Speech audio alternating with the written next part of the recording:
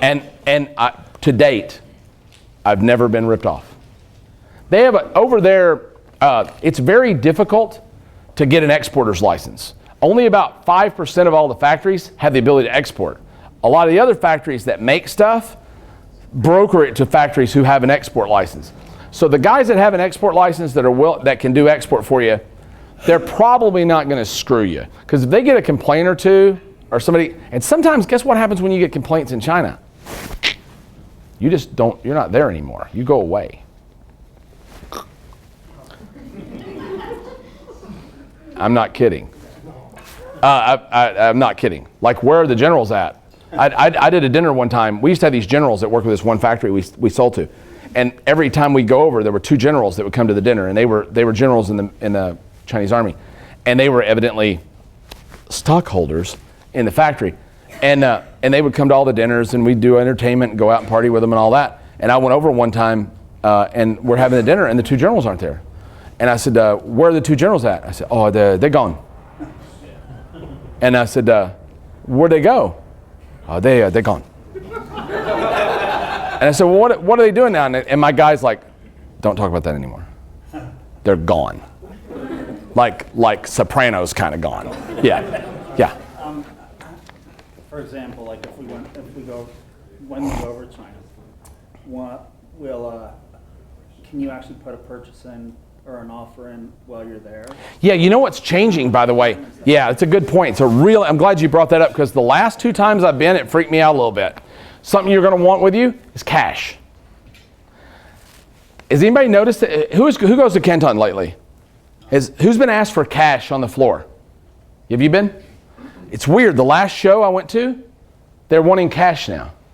They're wanting a cash deposit, $500, $1,000, something when you place an order. And I think the reason why, I think so many people just going, oh yeah, I want this, and they'll order. They spend a lot of time with them, and then they're going to follow up when they get back, and they never do.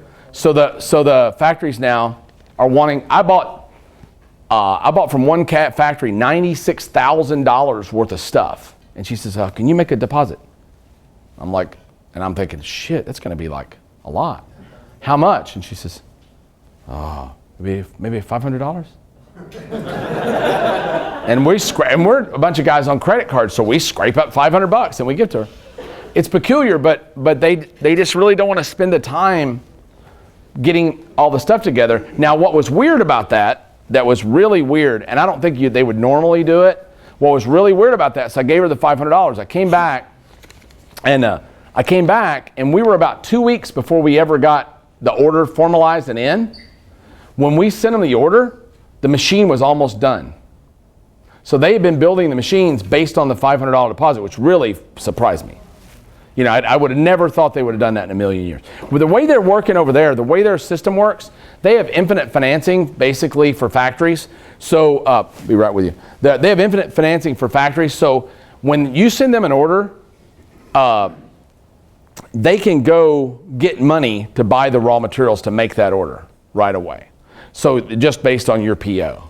So they're able to borrow some money, and they take your 1/3 that you pay down, and they borrow the rest. So the way kind of the way I understand it works, and I don't know for sure, but this is the way I understand it works. If they're spending 60% on materials to build the order, you pay 1/3, they're going to go to the bank and borrow the other 1/3, right? When the thing gets to the dock and you release the other 1/3, they're going to take that money and they're going to pay their loan off, right? And then when they get the final 1/3, that's profit. So that's kind of how they operate. But they also get something called VATs and rebates from the government, which is a whole different ball of wax I don't have time to go into. So they're into selling lots of volume because the government at the end of the year writes them a check for a percentage of their total gross sales. It's called a VAT. It's a return of tax. Because they're like, we have tax exempt status. When we buy stuff to make products in the United States, we don't pay sales tax. They do. So they're buying, when they're buying steel, they're paying sales tax. When they're buying stone, they're paying sales tax. But at the end of the year, if they can show that that product went out of the country, the government rebates them all that sales tax. And a lot of the factories will run completely on that rebate. So especially in plastics or rubbers or high volume businesses, yeah. I've only ordered one time from China, and what I'm concerned about is they gave me a sample of my product that looked great, and 6 weeks later, it the order comes and it wasn't anything like the sample. So that's why I came to this. I mean, what do you do to prevent that from happening? There are two things, and and that's a good question. We have people on the ground in China, which is another reason that I want to have more people in our group, right? I have one person in China right now, Mr. Go, who goes to factories for me. Mr. Go. His name is actually Mr. Go, but he goes to factories. I've got a picture. I wish I had it. I've had a screenshot. I got a picture of Mr. Go on a rowboat with a generator. So after that thing happened with the sealers, that the factory that made those sealers was on an island outside. I forget which port, near Shanghai actually. They were on an island. So we were trying to figure out how we're gonna make this work because they don't have 220, they don't have 110 in China, but they have generator factories that make factories for America. So we bought a generator, and I have a picture of Mr. Go, my guy, with a generator on a rowboat with a guy rowing him across the water to go to this island, and he would literally go in, set down the generator, crank it up, running on diesel, right? And plug in my machines and shoot videos of my machines running. So having somebody on the ground, especially with a new vendor that you don't know, is incredibly important. If you don't have a staff member to do that, I have a staff guy, Do you have those contacts to introduce us to? Well, I do, and I would be willing to share like my guys, and that would help me reduce some of my costs, because actually I would like to have 2 or 3 other people in China. But I don't want to spend that money out of my pocket completely. I'd share it, because I'd like to have people that go source to the factories, because what I could do is I can send them over to negotiate for me in person and give me a way better price than I can get over the phone. And like Kevin, I had dinner with Kevin Harrington last night, and he doesn't go over anymore. So they got their own staff people that go negotiate. It presents a whole nother set of problems, because then they'll make side deals. So there's all kinds of shit that goes on with this. But experience will help you past most of that. But there's a company called GES Services that will charge you between $600 and $800 a load, typically. They got offices all over China. They'll go to the factory when the load is ready to load up, right? Or they'll even go different times during the process, just more expensive. And they'll go in and test the product, video the product, take pictures of the product, real detailed, send them back to you and say, is this all right? They'll video it doing things. They'll, make sure it's functioning the proper way. That $1,000 is the cheapest money, by the way, you'll ever spend. Yeah. Yes, sir. I already have a Mr. Go, but Yeah. I'm still running into the problem of not getting what I've ordered. Do you know any insurance companies that will insure your shipments for your manufacturing? You know what? I've not used them. Those guys set up at Canton Fair, there are guys that do it. But I don't know. Get somebody in GES will basically insure it for sure. That's kind of what you're paying GES for, because you can go back on GES. If GES says it was the right way and it's not when it gets here, you can go back on GES, sort of like a home inspector. You know what I mean? Be a pain in the ass. But GES, if you're dealing with ISO companies most of the time and you're dealing with GES, they're not going to screw with GES, because they don't want to get a bad reputation with the GES guy, because the GES guy's in their factory every couple of days for another vendor. So factories aren't really, I do martial arts equipment, yeah. So you got kind of shit factories, yeah. and sometimes Mr. Go, you don't know the difference between, the stitches are going to rip out on, say, a boxing glove. Yeah. Something like that. He looks at it, oh, Mr. Scott, everything looks great. Yeah. If you can design testing, like if you can design stress testing and things, GES will they'll execute your tests. But no, seriously, you could have, if you want to take them and take the thing and hit it with a sledgehammer 10 times to see if it falls apart, they'll do that. But you just have to design the test to send them and tell them what the result should or should not be. Yeah. Other than that, it really comes down to developing good vendor relations. And when you get a good vendor, treat them really good. Don't beat them to death and keep trying to hammer them down and switch because you saved a penny. Yeah. Barry, what's the best way to represent yourself to the vendor, as an individual, as a company? What do you say your company is? They want to know about. I go over with a whole sheet on us. I've got a whole packet of who we are, what we do, our volume numbers, because you know why? Because that's the way they do it. Right. So when you get a catalog from most Chinese factories, the first 3 or 4 pages are all their certificates and awards they've won, a picture of their president, a picture of the president of the company with the president of China going like that because they think you care, and on all those things. So like I buy a bunch of stuff from a guy right now that makes javelins and track and field equipment, and he makes all the track and field equipment for the Chinese Olympic teams. And he's super proud of that. It's all over his catalogs. So the more stuff, if you create a package, and I also create my own credit package when I go over in advance, because that's what the big guys do. So I go over with, here's my bank reference, I'm with Wells Fargo, here's my banker, here's my balance sheet, here's all my stuff. So that when I tell them that because a third is not a given, right? Some people, if they're new, they might ask for 50% or 70%. I get a third, and I don't ever try to beat them up much past that. I've got some factories now that I order, and I don't pay anything till it gets to the dock. But I've been dealing with them for a while. My buddy Dave's got factories that he orders. I've got one factory that I order from, water filter factory. I don't pay for the merchandise until it's been in the United States 60 days. But that took a long time to establish. Now there's also a new bank. There's a new government. Well, it used to be an insurance. It used to be an insurer, a Chinese insurer. They're now giving out loans. They're now setting up loans for importers because the Chinese economy and importing is going down.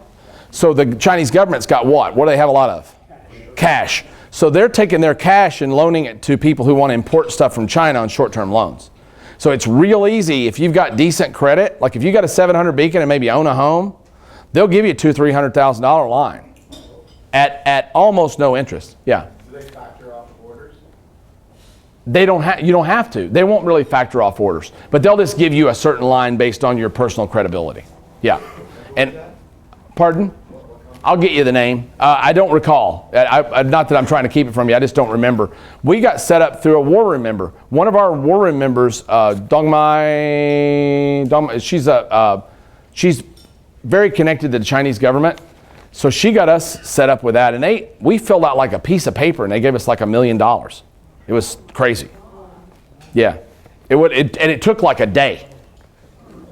I don't know how in the hell, and I don't have any, and guess what? There's no personal guarantee on it. It's a corporate thing. So now will that happen to you? I don't know. But we have a lot of money in the bank. We have a good relationship with Wells Fargo and other things. So we were pretty credible. But it was like, how could they even have checked us out so quickly? They gave us, Alibaba is getting in the business now of providing financing for importing.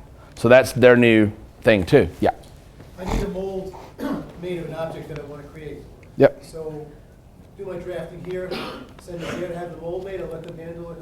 I don't know about the drafting part. It depends on what it is. The mold making by far is cheaper there. I mean, probably 20 cents on the dollar what it is in the U.S. Now, the challenge sometimes is the tooling. I try to own the mold, right? And the challenge is, depending on who the factory is, they may be using that mold in a Chinese machine, and that tooling's not going to fit any other machine.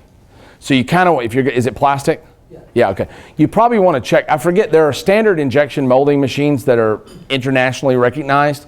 I would try to work with factories that have those molding machines, because then you own the mold, and if you ever want to switch factories, they're bound to give you the mold back, but what are you going to do if they don't, right? So that's the only downer. It's almost, you got to pay the cost, it's less, but then the mold is practically disposable, versus if you get the mold made in the States, they're legitimate, they will give you the mold. But by far it's better. Now, that business is touchy, because if it's wrong, man, it's just damn wrong, you know? Yeah. Where would we find out more information about doing the importing line of credit and stuff like that? I'll have to get, is Emil in here? Yeah, Emil can get, he'll get everybody's contact information if you'll give all that to Emil. He's going with us to China, by the way. If you want him to get you that, we'll send out a pack with all that in it. Okay.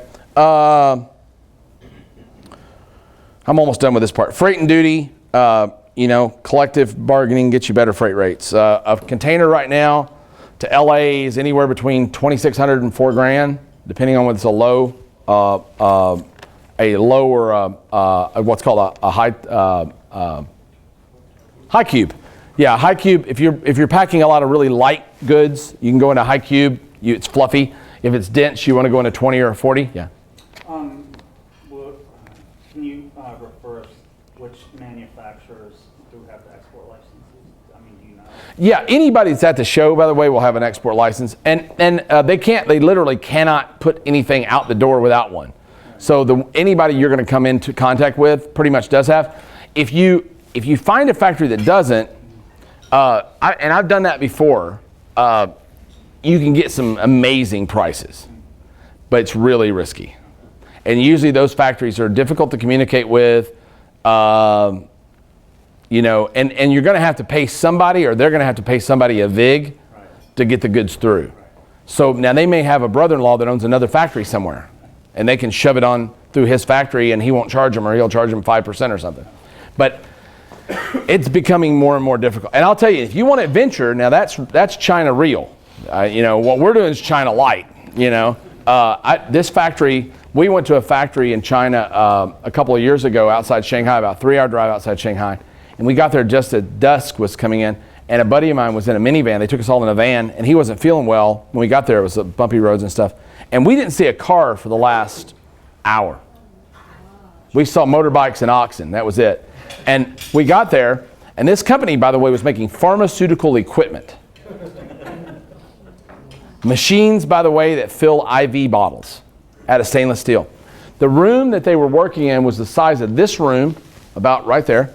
They had 5 or 6 machines under construction, and in the center of the room, and I swear to God I'm not lying, there was one naked 100-watt light bulb. And it was dusk. And they'll work till 10 o'clock at night that way, right? There's over to the left-hand side was a barracks with a bunch of concrete beds, no mattresses in them, right? They work 12 hours in the factory, they go over and sleep on the concrete, right? Now, I bought equipment from them. It was good equipment. When I had service issues, I was in big trouble because I couldn't communicate with the people. It was difficult. They were, and they had given me all the skin off of it too. There was no profit. There wasn't hardly any profit left in what they were doing. So they didn't have a lot of room to service. So you want to really you don't really want to do that. If you're buying kettlebells, maybe, because only so much shit breaks on a kettlebell, right? And then as far as finding somebody to sell the wholesale, sell what you purchase in China, is it hard to find a retailer over here for the product? Yeah, it's almost impossible, in fact, unless you have a reason for them to buy it, because there's no longer a value in being an importer. Mm-hmm. Like there used to be a whole industry that was Kmart would go to me because I was an importer, mm-hmm. and they would buy stuff that I bought for a quarter for 50 cents and they'd sell it for $1. And then eventually, as China has gotten safer and more easy to maneuver and things like that, they just have buyers there now. Right. So there's no reason for them to buy from you. So the reason they'll buy from you is if you have a proven selling product under your brand, right? If you have a proven selling product, it's not your brand, and you go show it to them, you're the biggest dummy on earth, right? Because like right now, I talked to Harrington last night about, I've got this product called the Selfie Stick, which is really cool. It's hopefully you will see it on television very soon. But it's a stick, it's a telescoping stick that you put a iPhone on, and down here at the bottom there's a remote control button, so you sit here and take pictures. They have those already, right? They're already selling them. I think that we'll sell the Selfie Stick and build a brand out of it. And then the Selfie Stick will go into Bed Bath & Beyond. Where if I go to Bed Bath & Beyond and say, ooh, I got this awesome thing. It's a stick, you put a phone on it, you can take a picture, it's cool. They're gonna go, wow, that is cool. You mind if I take a picture of that? Done, right? You add no value then. They wanna know that the first question you're gonna be asked when you go to a retailer, where's your media? That's the first question you're gonna be asked. Where's your media? What are you going to do? I've been asked this question a lot of times, so be prepared for it if that's your plan. What are you going to do to bring a customer into my store to buy your thing? I am not in the business of building you a business. That's what the retailer will tell you, all right? Now, if you have the #1 selling camera pod on Amazon and Newegg and Sears.com, then yeah, are they gonna put you in? You betcha. And everybody oh yeah, that's a selfie stick. Have you seen one of those? They're really cool, right? That's a whole different animal. So either you can license a brand or you can, there's got to be a reason why. You've got to either have proof of a winner that you control some IP on, right? And maybe it's just your design. And that's a cool thing about China. Try not to go to China and buy what's sitting on the table. Have them change a handle, have them do something. Yes, ma'am. Yes, when you are negotiating your per unit price to figure out your ROI and you're trying to figure out shipping, do you use the shippers out of China through the manufacturer? No. Or do you use your own? Yeah, use your own. You use your own forwarding. You use a U.S. forwarding company who will also have an office in China. So almost all the forwarding companies that are in the States that are of size, they have offices at all the port cities in China. So they communicate from here to there, and that's what they get paid for. So And that's it's interesting because that's the struggle I've had in pricing the product to figure out my ROI is I can't get you a just straight. always price at FOB their port, so their closest port. Oh. Don't quote at FOB a U.S. port. Yeah. Thank you. And another thought, because I was actually looking at purchasing lead magnets, what have you, do you have relationships, or does your Go guy have relationships with manufacturers for an innovative product? I have a guy that's designed something that needs to be built and manufactured with Build all your prototyping in the States. I mean, you need to go over, when you go to China to buy, if you draw a picture of a football No, you have to take it. and you spec the football in a blueprint, you'll get back a basketball. You need to take the football. Right. Well, my question is this, it's kind of, see, I have friends in India. Yeah. I'm gonna go to India because I have friends on the ground there that I've known, what have you. Because the rule of thumb is that if you take an innovative product to China, they're gonna steal it and sell